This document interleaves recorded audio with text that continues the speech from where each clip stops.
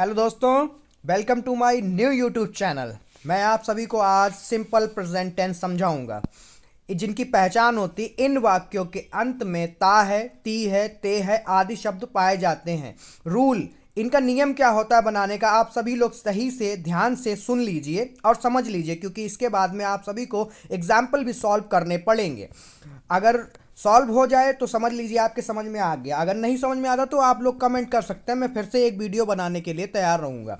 Affirmative sentence rule, subject या फिर verb की first form ES plus object. Negative sentence का रूल होता है सब्जेक्ट प्लस डज या फिर डज नॉट प्लस वर्ब की फर्स्ट फॉर्म प्लस ऑब्जेक्ट। यहाँ पे डज और डज नॉट कैसे यूज करेंगे वो मैंने साफ साफ यहाँ पे लिख दिया, आप सभी लोग यहाँ से ध्यान से देख लें। ही, शी, इट या फिर सिंगुलर नाउन के सिंगुलर नाउन जहां पर होगा वहां पे डज नॉट लगता है। अब मैं फिर से एक बार क्लियर कर दूं, ही, शी, इट सिंगुलर नाउन वहां पे लगेगा डज नॉट, और जहां पर होगा आई, जिनका सब्जेक्ट होगा I, we, you, they plural noun वहां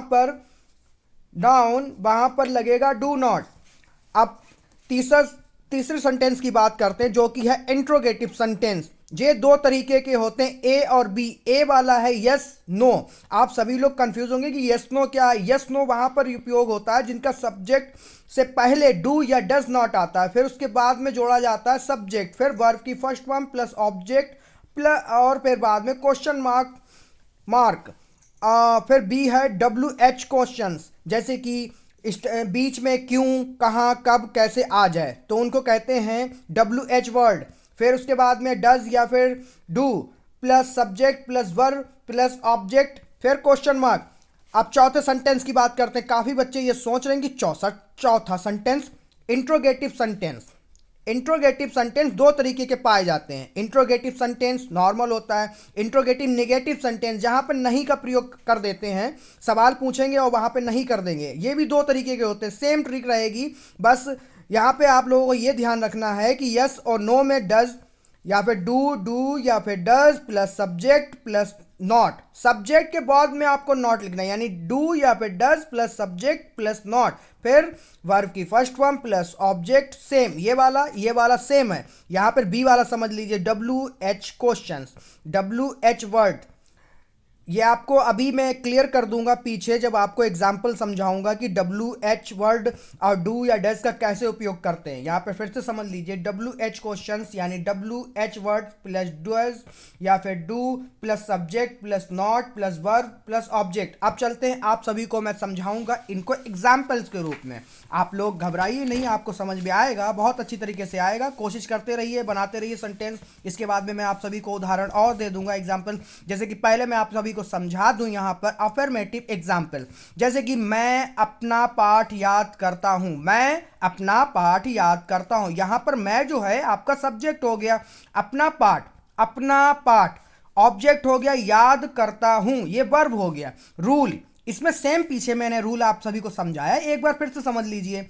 रूल सब्जेक्ट प्लस वर्ब या फिर वर्ब के साथ में ई या फिर ई एस प्लस ऑब्जेक्ट। यहां पर सब्जेक्ट पहले क्या लिखा है सब्जेक्ट, तो सब्जेक्ट हमारा क्या है मैं यानी आई।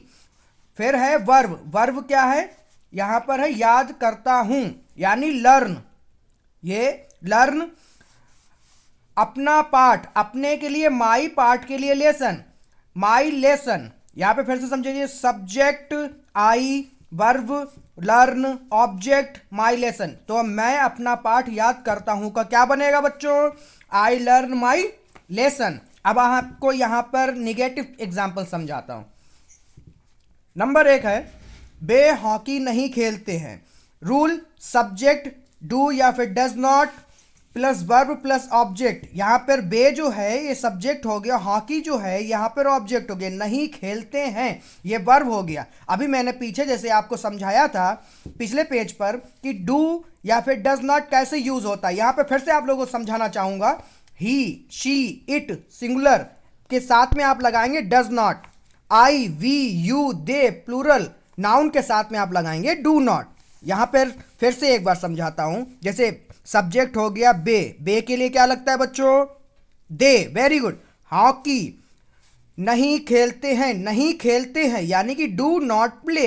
हॉकी का हॉकी रहेगा, ये आपको समझ में आ गया होगा I hope. Next question, next example है 2। वह एक पत्र नहीं लिखता है। वह यानी सब्जेक्ट, रूल सेम रहेगा हमारा। वाह के लिए क्या लगता है? ही। अब ही के साथ क्या आएगा बच्चों? ही के साथ आएगा डज नॉट। देखिए देखिए ध्यान से देखिए, ही के साथ आएगा does not. He does not write a letter. अब आपको समझाऊंगा इंट्रोगेटिव एग्जाम्पल। इंट्रोगेटिव एग्जाम्पल्स कैसे हो? क्या वह किताब पढ़ता है? क्या वह किताब पढ़ता है? यस या नो। यहां पर देखिए सबसे पहले आ गया क्या। क्या जब सबसे पहले आ जाता तो उसको यस या फिर नो में यूज करते हैं। ये यस नो है, ये डायरेक्ट पूछ रहा है क्या वह किताब पढ़ता है। क्या के अब ही क्या हो गया? सब्जेक्ट हमारा क्या है? ही के साथ क्या आता है? ही के साथ क्या आता है? डज। डज ही को देख के यहां पर आप लगाएंगे डू, या यहां पर सब्जेक्ट को देख के डज या फिर डू लगेगा। यहां पर सब्जेक्ट हमारा ही, तो ही के साथ आया does. Does he read a book? Does he read पढ़ता है। ऑब्जेक्ट है किताब, एक किताब, क्योंकि एक साथ किताब पढ़, एक साथ एक ही काम किया जा सकता है। आप किताब दो किताब एक साथ नहीं पढ़ सकते, तो इसलिए यहां पर ए बुक लिखा जाता है।